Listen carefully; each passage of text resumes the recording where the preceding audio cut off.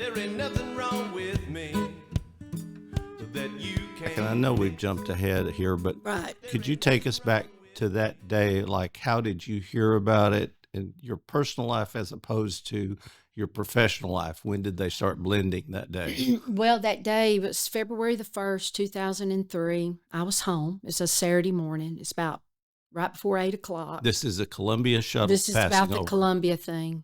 That's what you want me to talk about right now. Yeah. I know the Interagency Coordination Center, it's got a lot of qualified people, a lot of resources, equipment, whatever. But that day, excuse me, it was a Saturday morning, beautiful morning that morning. And I was home. I was getting up, doing house chores, like washing clothes, taking the dishes out of the dishwasher, just doing the things you do on Saturday morning. And all of a sudden, the sound just started rumbling. It's boom, boom, just real hard. The windows were shaking in the house. And in our fireplace, we have an insert, and that thing got the rattling. And it just got intense and got louder. And I was just like, I didn't know what was happening. And my mother was living then. And I thought we were under attack because 9/11 had happened 2001. And I was sitting there. She said, Marsha, what is that? I said, Mama, I don't know. I said, I'm going to go outside. And it was just like sonic booms, the loudest sonic booms I ever heard, just right on top of each other. And you could feel it in your body in the house. So I walked outside and I went and looked back to the south and looked in the sky, and all I could see was smoke trails and stuff just floating down in the air, just stuff from a distance just coming down. And it was a lot of smoke trails out there. And excuse me. I went back in and I said, I don't know what's going on, but it's in the air. It's in the sky. Something happened. I don't know what happened up there. And so I said, let me turn the TV on. So I turned the TV on, and I forgot what news was on TV, and they had just lost contact with the Columbia shuttle. And I looked at Mother. I said, they lost the shuttle, I think. I said, I don't know if that's it or what it is. And then it wasn't long after that, we were sitting there, and I said, I'm not sure what happened. And then the phone rang. I'm on the city council down at the Huxley, and they thought that maybe a gas line blew up. Or a train wreck, or, just everything. I said, no. I said, I think it's in the sky. Whatever it was, I think it was up above us because of the smoke trails. It was hot, whatever it was. And so I went ahead, and I needed to go feed cows. I had several head of cattle then. And so I left out of the house and went out back and got on the tractor and went to feeding cows, and I still didn't know what was going on. And I didn't know if it affected us or it was going to impact us or anything. So while I was on the tractor, my son came out the back door, and he has the phone waving back and forth at me. And I got off the track. I drove the tractor up, got off, got on the phone, said, Marsha, you need to get your GPS, Garmin, and dress in uniform, bring a Forest Service vehicle. At that time, we had a Forest Service vehicle parked at Drika Work Center, and you need to get to Hemphill as quick as possible. And I said, okay. So I told him to finish doing what I was doing.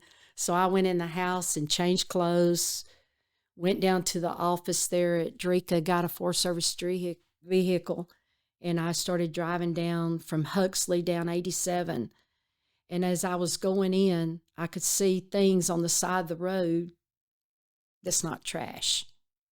There was pieces laying in the road, different things. And so when I get to Hemphill, I go to the office, and there's a few people that was already there.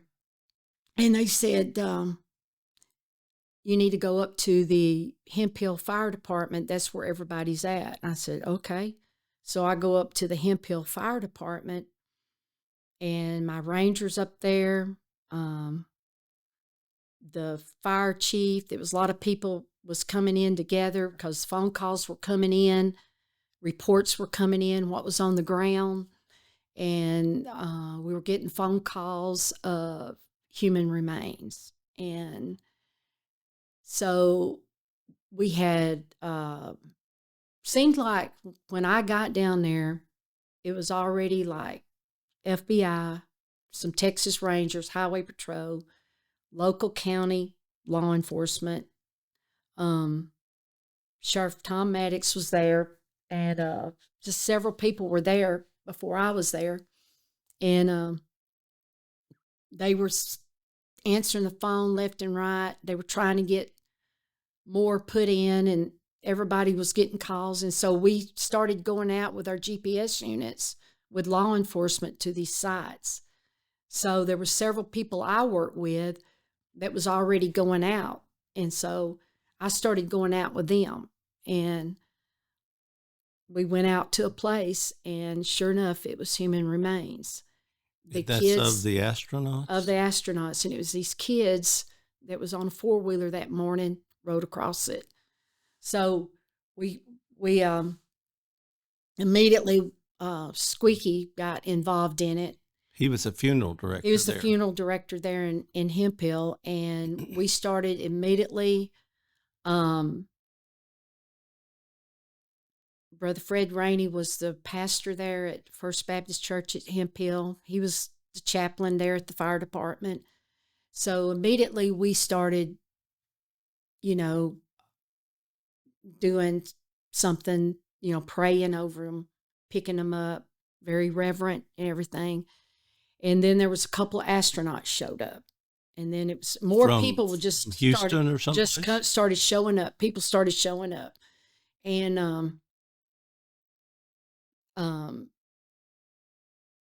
it went from there. People started reporting things, and we went to help out, to help pick up everything that we could pick up. And there was a report on the side of the road. There was a report people was calling in. It was just overwhelmed. It was getting bigger and bigger and bigger. So Marcus Beard was our district ranger at that time, and he immediately started pulling in all the staff from our office, which we were already there, and we started coordinating. And Judge Leith come in. He's judge there in Hemphill. He come in, and he immediately started. His mother was real sick. He leaned on our ranger, Texas Rangers, our district ranger, and people, and we started pulling in and starting the ICS immediately, which is like a command system. See, and the instinct of most regular people would be just panic, everybody running around and doing it, but y'all kind of separated. We organized. we kind of started meeting and briefing each other, and we started taking orders of what we needed to do, and that's how we started dispersing everybody. Nobody went out with had law enforcement with them when everything we went to go pick up or go get. And then that evening when we all come in together and we all was there at night, we kind of knew what we were dealing with, and we wanted to keep it very quiet, because what we were doing was, it was very important for us to find the remains of these astronauts and get them home as quick as possible. So that day they opened the VFW hall. They got a hold of Belinda Gay and Roger and other people to open the VFW hall. And this is in Hemphill? In Hemphill. But you got to remember, Brad, it impacted not just Hemphill.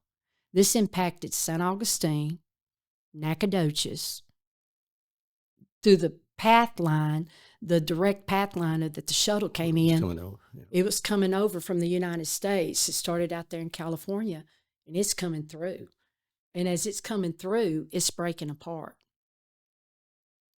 Things is falling off of it, and it's coming apart. And, we didn't know what we had that first day until we got on the ground. And we started GPSing everything we were finding. And when you lay a Texas map down and you start over there at Corsicana, Dallas, Fort Worth, and you just look at it, you can lay a ruler down and it just shows you the direct where these towns are. Did it spread out, or It was go in a straight line? But I know the day, those, just to find them, it took us right at 2 weeks to find them. It was around 17 and a half miles long and 1 mile wide. You're talking about around 38,000 acres. And like Greg Coors, he worked with us, and they coordinate and was in charge. Jamie Sow. It was a bunch of people that I worked with at that time. They had the skills to put that together. And what we were saying is we wanted people on the line that had wood savvy. They know how to work in the woods. We called it wood savvy because they knew how to go through the woods.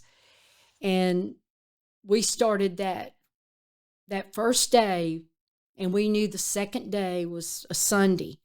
And we knew we were going to have to do a straight line search, because that way everybody is hand in hand when you start walking through those woods.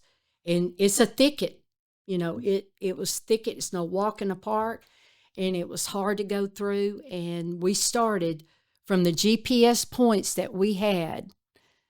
We had a place where we wanted to start. So how many people would this be in this line? That first morning, it was hundreds of people. I done forgot how many school buses. It seemed like it was like 5 school buses that was full of people. And we lined up on Beckham Road, right out of Hemphill. And we lined up, and we had our compasses, which we knew the direction to put our compass. The person that was carrying the compass flagged that center line. And then we had somebody say, like I had 40 people on my line, the one on the end was flagging, and the one on that end, the left end, was flagging. That way we didn't run in. And then that next group of people that was lined up, another 40 or whatever, did the same thing. They followed our line. So we went first.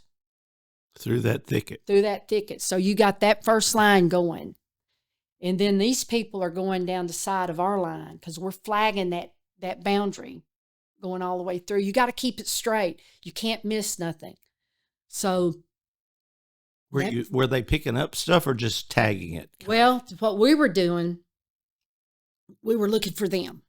For the astronauts. For the astronauts. I call them our astronauts. Yeah, well, they are. They are ours. And that's what everybody called them. They were our astronauts. So when we started, it wasn't just a few feet in. We had to stop. Stop. Somebody would holler stop. When they holler stop, that means it just went down the line.